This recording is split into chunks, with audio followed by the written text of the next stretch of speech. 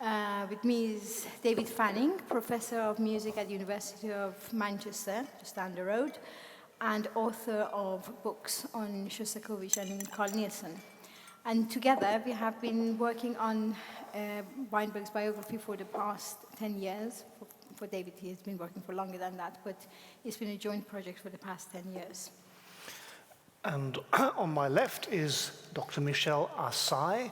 She is a postdoctoral research fellow at the University of Huddersfield, working on censorship in Soviet Shakespeare. So she is the go-to person for Shakespeare and music in Russia and the Soviet Union. And if you see any dirty looks or blows exchanged, we are husband and wife, which explains everything. Anyway, onwards. So, Michelle, what's all this fuss about Weinberg? Yeah, and indeed so. So there was a time that David and I, when we ever spoke of Weinberg, we had to add to his name quite a lot of explanation. If we were speaking to somebody from Russia, all we needed to do was to say that Weinberg is the composer of the Soviet cartoon version of Winnie the Pooh, which is called Winnie Pooh in Russian. And they would right away sing back the tune, because it's a very, very beautiful tune, actually, and almost everybody has grown up with it. And they would be very surprised that Weinberg has done other things apart from cartoon music. And in the West, whenever we wanted to introduce him, we had to justify for him and his music by saying that he was a friend and disciple of Shostakovich, and that he's composed some 154 opus numbered works, and that he was the composer of the Cannes Film Festival Palme d'Or winner, Cranes Are Flying. And all this aside, at least for me, Weinberg was kind of an answer to my prayers, because during my studies of piano at the Conservatoire of Kiev, I came across Shostakovich, and I loved the music of Shostakovich, but there is only that much Shostakovich. So I wanted to have a composer that is not Shostakovich, but creates the same kind of feeling and the same emotional stir in me, which is humanity and drama. And my prayers were answered in Weinberg. And an analogy that very often David and I and some other Weinbergian colleagues of us use is to compare the pair Beethoven and Schubert with Shostakovich and Weinberg. Though we have to always caution people that we shouldn't raise expectations unnecessarily. But in the way, it is a very useful analogy to understand the connection between the two composers. So in any case, yeah, since 10 years ago, there has been a lot that has changed about Weinberg's afterlife. And it's his centenary year this year, so we've seen performances at the RLPO, the CBSO. Actually, they got off the starting blocks right at the end of last year. A couple of performances at the London Proms, his first time ever there. The BBC Philharmonic down at their studio. We have the Quatuor Danel at the University of Manchester. They have been the first ever to perform all Weinberg's 17 string quartets. Michelle and I were with them in Hamburg last weekend when they did that complete cycle in 5 concerts in 3 days. They are going to take all Weinberg's quartets down to the Wigmore Hall, a series of 11 concerts over 2 years, actually. They're pairing the Weinberg and Shostakovich cycles together. So each concert will have 1 quartet by one and 2 quartets by the other.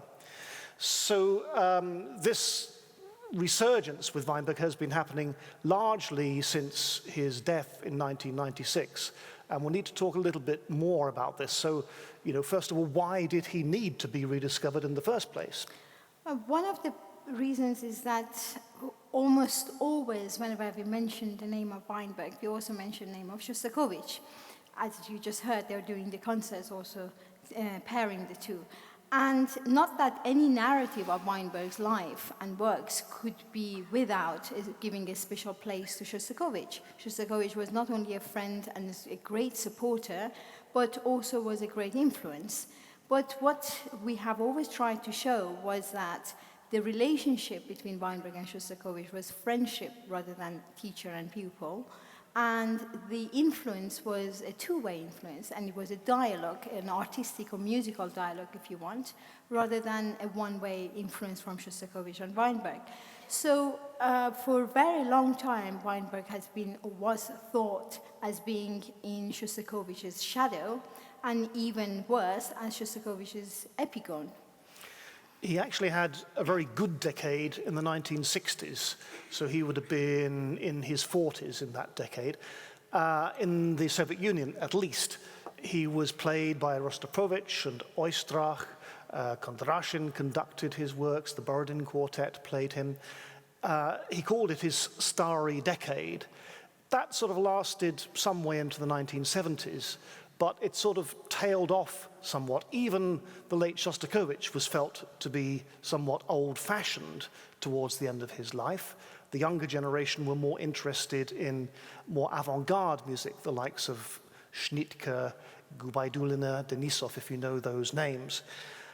So really for the last 20 years of his life, until his death in 1996, Weinberg's reputation was sadly in decline. And in any case, he was never treated as an export article. He was Polish-Jewish by background, which meant he couldn't be showcased as a sort of true son of the Soviet Union. And he never held teaching positions. He didn't want to, nor did he hold official positions. He wanted that even less. Yeah, so maybe there is also another problem, that maybe he was too prolific. Because let's face it, how can someone who writes 26 symphonies, 17 string quartets, 8 operas, 200 songs, quite a lot more of piano music, piano and violin and other chamber music, a lot of film music, how can someone like that be worth the trouble? Well, this was kind of the situation I was in when I got to know Weinberg. I'd long been interested and loved Shostakovich and heard a few selected pieces of Weinberg, the ones that came through on LPs to the West. And I thought, there's a very respectable composer, but it was only a small fraction of his music. And the rediscovery that's taken place has really covered pretty much his entire output. The only aspect that's really been neglected to date is his songs. Actually, Michel has world premiered a couple of the song cycles as a piano accompanist, and they are absolutely beautiful pieces, just that you need someone who can sing Polish, most of them are in Polish, or Russian, and getting the recording, it's a logistical problem as much as anything else. So the CD revolution has been kind to Weinberg. He just about lived to see the beginning of it, his last few years. Exponents, I didn't mention Gidon Kremer. He's done a fantastic amount for Weinberg. And really, it takes star performers like him, he's played a violin sonata with Argerich and so on, to make people really sit up and think this is not just a niche interest, this is someone that we really need to take seriously. Anyway, Manchester can be very proud, I think, of what we've done for Weinberg, the orchestras and the quartet there, I suppose to some extent ourselves, really. We thought we ought to give you a sort of very quick rundown of Weinberg's life, which has sometimes been described as an opera in 5 acts. So here, I have the act 1. He was born in Warsaw, and actually the house where he was born is still standing. We visited it last year, and unfortunately we feel that it's not going to be there for too long because it's in a very bad state. His father was a composer for Yiddish theater, and his mother was an actress of Yiddish theaters. And Jan Weinberg entered Warsaw Conservatoire as a pianist. And he was there until he escaped as the Nazis were invading Poland. So as a composer at that moment, he was completely self-taught. And from the time that he had in Warsaw, we have a first string quartet and the Berceuse, a lullaby for piano remaining. Quite interesting pieces, actually, especially the Berceuse is quite chromatic. His parents and sisters actually stayed and remained in Warsaw and eventually perished in the concentration camps. But he, the young Mieciek, as they used to call him, Mieczysław, the short form for Mieczysław is Mieciek. The young Mieciek fled eastwards towards the Soviet Union. And on foot, he walked up to Belarusia. As he arrived in Belarusia, the Soviet guard at the border asked him his name, and when he says Mieczysław, he said, "What kind of a name is that? What are you?" He said, "I'm Jewish." "So you're Jewish, so your name is Moisei."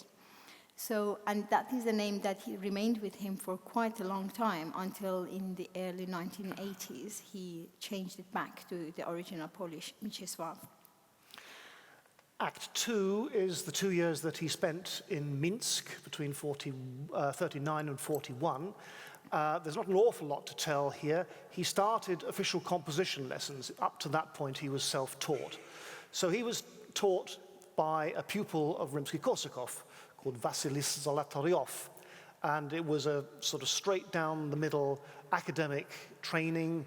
He was taught orchestration, for instance, in the Rimsky-Korsakov tradition. And Zolotaryov steered him away from the neo-romantic Szymanowski style that Weinberg had sort of started off with in Warsaw, towards something a bit more neoclassical. So he will then flee the Nazis again, because let's remember that Soviet Union entered the Second World War later. I'm not going to give a history lesson here, you probably know it better than me. So by the time that he had finished education in Minsk, and actually on the eve of the performance of his diploma piece, which was a symphonic poem, the Nazis arrive and invade Minsk, and he, like other intellectuals and cultural figures and important people, was evacuated. So the Soviets evacuated these people to safer areas, and it was basically a lottery where they would end up. For him, it was Tashkent. Tashkent, everyone knows? Capital of Uzbekistan. Okay. Yep. And when he was there, he continued composing, collaborating with people, and he also met and married the daughter of a great Yiddish and Jewish actor, Solomon Michoels. Michoels is known to me also outside of the Weinberg thing because he was a great King Lear, and the first King Lear, he acted King Lear in Yiddish for the first time, and he was incredible. So yes, that's the Minsk, that's the Tashkent. We will come back to Michoels. He plays a part in Weinberg's future life. So Act 4, Weinberg finds his way to Moscow. He was never going to stay in Tashkent in evacuation. To get to Moscow, you had to have an invitation. And he got his invitation directly from Shostakovich, because Weinberg got a score of his own first symphony to Shostakovich, who liked it and issued a formal invitation. So from September 1943 until the end of his life, 1996, Weinberg was there in Moscow, became a great friend of Shostakovich. They showed each other their scores. And for a few years, Weinberg enjoyed great success, especially with chamber music. Yes, but the problem is that life in Soviet Union never lasts, happy life never lasts for too long. And Weinberg's life didn't get easy for long in there, even though it is important to point out that Weinberg actually embraced his new adoptive home, and he considered Soviet Union as his saviors, which is understandable if he was escaping the Nazis. Nevertheless, in 1948, there was a new wave of strict control over composers, the so-called Zhdanovщина, or the doctrine of Zhdanov, which actually was launched in 1946 for literature and filmmakers, and usually things arrive slightly later for music. And this doctrine imposed that the only conflict that was possible in the Soviet culture was the conflict between the good and the best. So basically no conflict. For music, it meant that there was a sustained campaign of persecution against many of the greatest composers of the Soviet Union after a new decree came to life in February 1948. And quite a few works were banned. For Weinberg, he had two of his best works banned by this decree, and that was his song cycle on Shakespeare's sonnets, which is a fantastic one, and his sixth string quartet. But even if you think that that was enough, that wasn't the end of it. So in 1948, also, his father-in-law, that we just mentioned, Solomon Michoels, he was assassinated by the order of Stalin. And it was as a part of Stalin's paranoid act and the anti-Jewish, which he actually covered up by calling it anti-cosmopolitan. And from then on, Weinberg would be feeling that the regime was following him and he was being followed and under control. Until finally, in 1953, he was charged for Jewish bourgeois nationalism, whatever it is, and he was arrested. He was incarcerated in Lubyanka and then later in Butyrka prisons. And during this time, Shostakovich wrote a letter to the head of the secret police, Beria, and even tried to make sure that he would take on the responsibility of Weinberg's daughter if something comes, if Weinberg's life comes to an end. Weinberg was a very modest and polite and unassuming person. He never put himself forward. And in later life, he never played the victim card. He was asked about the terrible events of 1948, and he said, well, you know, it maybe wasn't so terrible. They didn't do such terrible things to composers as they did to writers and filmmakers. Oh yeah, apart from me. So that's the kind of person that he was. I talked a little bit about his ascent to the starry years in the 60s and the decline thereafter. So I think it's high time we said a little bit about the Moldavian Rhapsody itself. We'll sort of help to place it for you first. Yeah, on the surface, this work of Weinberg corresponds completely to all the requirements of the official requirements. As I said, you know, the no conflict. There isn't really much dramatic conflict. By the way, it was composed in 1949, so we're right at that Zhdanov period. Yeah, and the music has folk, people's tunes, folk tunes. It comes from people, and it's extremely tuneful, very accessible. By the way, warning, because you're going to have earworms tonight. It's very, very memorable. So in many cases, it should have had absolutely no problem because it's what they wanted.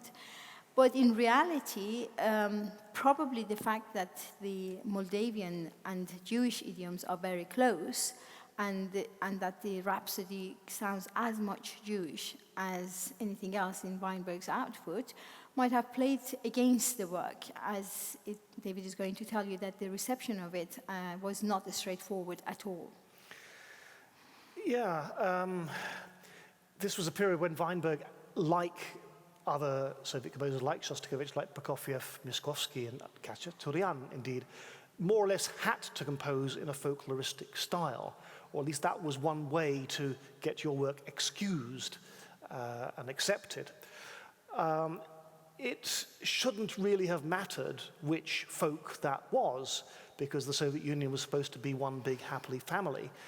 And Weinberg could even compose Polish nationalist tunes and feel that was acceptable. There's an opus around exactly the same time as the Moldavian Rhapsody called Polish Tunes. Not one of his greatest pieces, but it shows what he was about. However, this Jewishness, there's no smoking gun to say Weinberg shouldn't have composed his music with Jewish inflections. Nothing like that, but a kind of tacit reserve in the reception of this piece, saying that it wasn't really properly, authentically Moldavian. Weinberg didn't live in Moldavia, he hasn't got the spirit of the people, and so on, which is kind of a way of saying it's too Jewish without saying it's too Jewish. It was considered for a Stalin Prize. Weinberg never won a Stalin Prize. You know, these things were meted out to filmmakers and writers and things.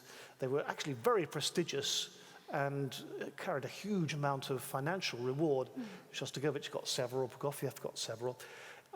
It was auditioned, but never made the stage when it was sort of finally considered for a prize.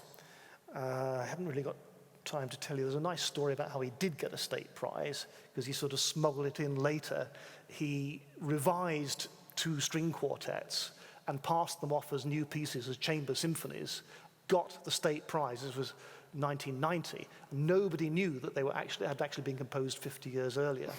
So I can sort of imagine him just smiling about that. Anyway, I mean, do we know anything where these tunes come from in the Moldavian Rhapsody? That's the thing, because nobody has traced exactly what tunes these are, you know, the original tunes. It's quite possible that there is no exact tune that these are representing. And he wasn't like Tchaikovsky, Tchaikovsky very helpfully in his Marsh Slav, for example, puts in the score the name of the Serb song that he uses. He didn't do that, so nobody has traced them back, and I did try a little bit, but I didn't find any way out. Maybe one day somebody does. And the other problem is that it's very hard to, when it comes to East European and Jewish folk idiom, it's very hard to find the borders, and that's why they sound very similar from one place to another. It's probably, if somebody is from Moldavia here and somebody from Romania, they will attack me afterwards, but because they must sound the same to us, but not to them. But in reality, for the not a specialist listener, they sound very similar to each other. And Weinberg had a reason to choose Moldavian tunes anyway, because his mother originated from Chisinau, which was the capital of then Bessarabia, and then later it became Moldavian, the Republic of Moldavia. And the Bessarabian folk music is actually very strongly influenced by their huge Jewish population in the area, hence the Rhapsody's many Jewish inflections. So yes, and if it sounds similar to, let's say, Enesco's Romanian Rhapsodies, again, is first of all because of the closeness of these East European folk idioms, and also that Enesco was also from Moldavia. Yeah, they're neighboring countries, Romania and Moldova, as it now is. So the Rhapsody, it's about 12 minutes long, depending on the tempos you take, and it's slow, fast. The first half is slow, but with a sort of allegretto moderato middle section, and the second half is entirely fast and rather wild, certainly if you take it at crotchet 184, which makes it quite a thrill. This slow, fast design is something you find in Bartók, in his Rhapsodies too. It's not unusual. And the very opening has the short, long rhythms, pa-pam, pa-pam, pa-pam, pa, which we recognize or might recognize as Scotch snaps, but they're also very characteristic of Hungarian folk music. If you can bring Kodály's Hari János to mind, there's a movement that starts with a viola solo, ba-bam, pa-bam, pa-bam, bam, and that's very much the style of the first minute or so, which is an adagio. It goes into a medium tempo and then is framed by the adagio, at which point you're thinking, what's so special about this piece? And bang, you go into the fast music, which reminds me of the sword fight music in Prokofiev's Romeo and Juliet, where the violins are going,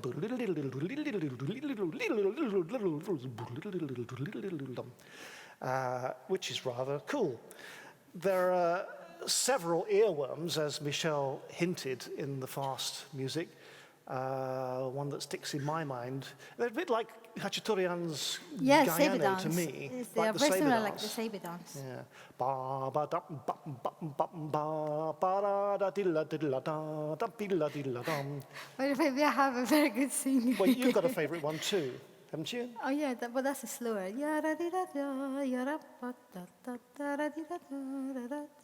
It's actually in the same tempo. It's kind of half speed. Anyway, those are some of the thematic highlights. They'll be much better when you hear them on the orchestra.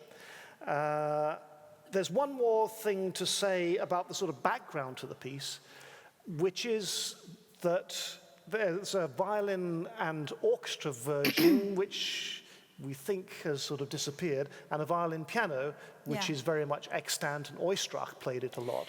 Yes, this is not the only version existing, and there is a very interesting story, well, interesting, actually very sad story to go with the violin and orchestra version, which was actually premiered on the 6th of February 1953, which was the evening when Weinberg was arrested. And the story has been told by his then wife, his first wife, and others, because they got together after the concert to celebrate, as Russians, mainly people do after concerts, to go and celebrate and congratulate. And his daughter remembers it. His daughter, who was a child, remembers, and she says that she remembers something went wrong. The house, people came into the house and went to and searched the house, and they sealed Weinberg's room. And his daughter's still alive in her late 70s, and we see her every summer in Toronto. Absolutely. So yes, it is probably a very, despite all the joy that the music brings, we should remember what the true emotions behind it is. We should never forget the suffering that meted out under Stalin to composers like Weinberg. And as much as enjoyable and joyful this music is, even if you didn't need probably our words, let's spare a thought for this man, Weinberg, who never lived to enjoy the renaissance of his music.